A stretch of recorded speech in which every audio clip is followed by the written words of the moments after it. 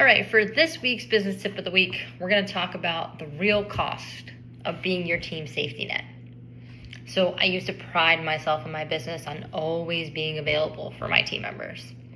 I would fly out if they need me to. I was on the road for 90 days, 120 days a year, and I was available to walk my team through any issue, crisis, question, comment,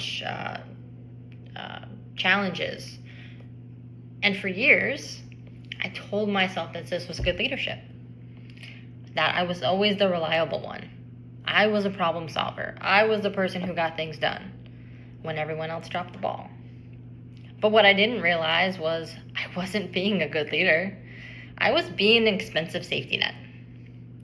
It wasn't until I stepped away and had time to reflect and be strategic that I was made aware of this.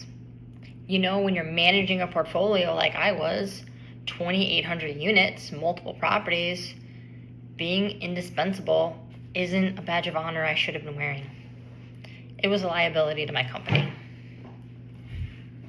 So every time I stepped in to fix someone's mistakes, I was stealing time away from the strategic work I should have been doing. You know, I was focusing on the $5, $10 an hour work when I really should have been working on the $100 plus hour work of being strategic and how to take my company to the next level.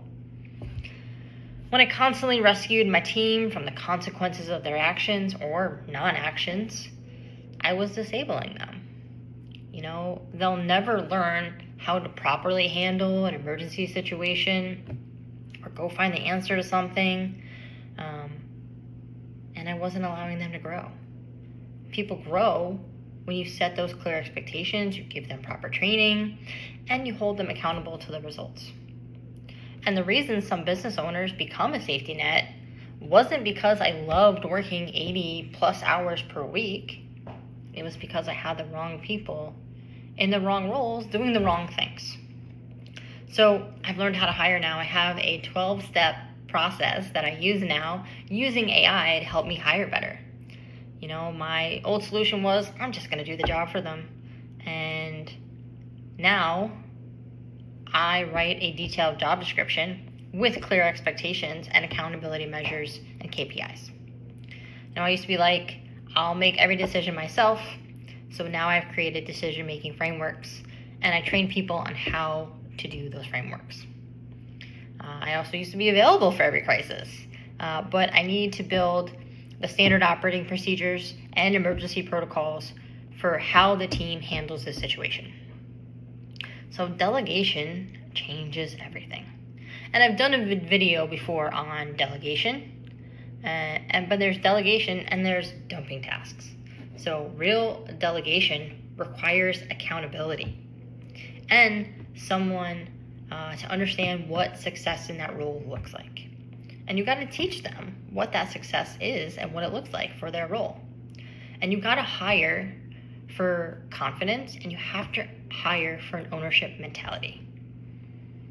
And you have to create those clear systems and measurable outcomes for each role. You know, EOS teaches you to have a job scorecard for their performance. And we need to be evaluating each person on their performance and providing them with feedback. So I used to hire consultants, and they would tell me everything that was wrong and how to improve it. But I was still in the thick of things, and I didn't have time to implement everything that they were telling me to do.